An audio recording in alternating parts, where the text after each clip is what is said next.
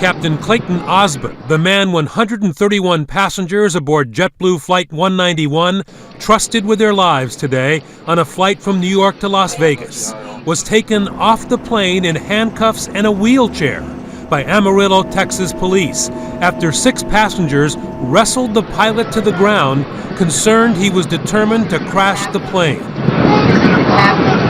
First time you're landing an airplane when you have your knee on the neck of an airplane captain. It happened 3 hours into the cross-country flight.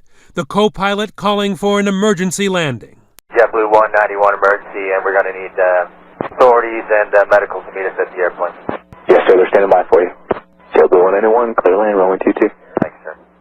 JetBlue 191, they have the air stairs ready as soon as you're parked. Sources tell ABC News the veteran captain, a commercial pilot since 1989, was not at the controls, but began acting erratically, flipping switches in the cockpit and appearing confused. His co-pilot tricked him into going to the passenger compartment to check something out, and then locked the door behind him. The captain of the plane, he just went, he went berserk. And he started banging on the cockpit door, let him in, give him the code, let him in. A third JetBlue pilot, off-duty and riding as a passenger, slipped into the cockpit to help with the controls. But the now angry captain began pacing the aisles. He's like beelining to the front of the plane towards the cockpit, trying desperately to get back into the cockpit, return to the flight deck. But this group of passengers, 9/11 on its mind, was determined to not let that happen. Well, I was thinking about these people on board. And I have 5 kids. One of the gentlemen said, my kids were flashing in front of me. David Gonzalez, a former corrections officer from New York City, brought him down, stopping the captain's tirade. He was yelling about Al-Qaeda, a bomb, and threatening the plane is going down. I was the one that took the pilot down. I was able to put a chokehold on him. I was able to get him weak from cutting his windpipe. And when I noticed he buckled, I realized that I had him where I need him. The men sat on the pilot until landing. Plastic handcuffs couldn't hold him, so they took off their belts and tied his legs. He broke one of the elastics, tie wraps with his feet. He was a powerful guy. The FAA called this a medical emergency.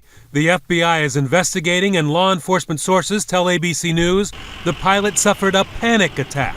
Surprisingly, while airline pilots submit to yearly medical tests by an FAA doctor, psychiatric screening is not required.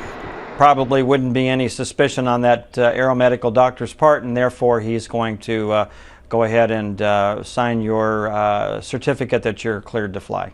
And Kevin Hyatt, a veteran commercial captain and now safety consultant, says there is no specific training for what to do if your co-pilot loses it during flight either. When that happens, there are visual cues that the other pilot is trying to pick up on to see if there's something wrong or something amiss.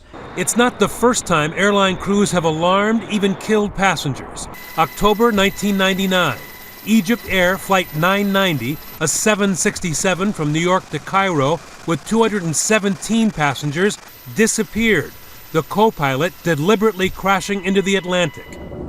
In 1997, a Silk Air 737 flying over Indonesia nosedived, killing 104 passengers. Investigators say the pilot committed suicide, taking everyone with him. And just this month, an American Airlines flight attendant had to be restrained after threatening impending doom. The plane returned to the gate and she was taken away complaining of psychiatric problems. And of course, there's that famous JetBlue flight attendant who pulled the chute, grabbed the drink, and told passengers to shove this job at JFK, sliding down the escape slide. Air travel and the airline industry filled with stress today. A Nightline investigation by Brian Ross revealed the hard life of some airline pilots, sleeping in flop houses and in airport waiting rooms because of short turnarounds. ABC News aviation expert John Nance says incidents like today's are very rare. But remember, pilots are human too.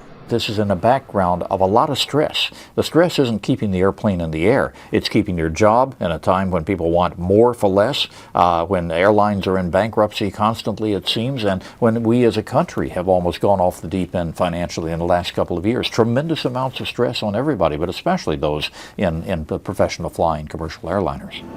Tonight, Captain Osborne remains under observation, relieved of duty, says JetBlue. His passengers still in shock. It was the longest flight to Vegas I've ever had, 13 hours. Unbelievable. For Nightline, I'm Jim Avila in Washington.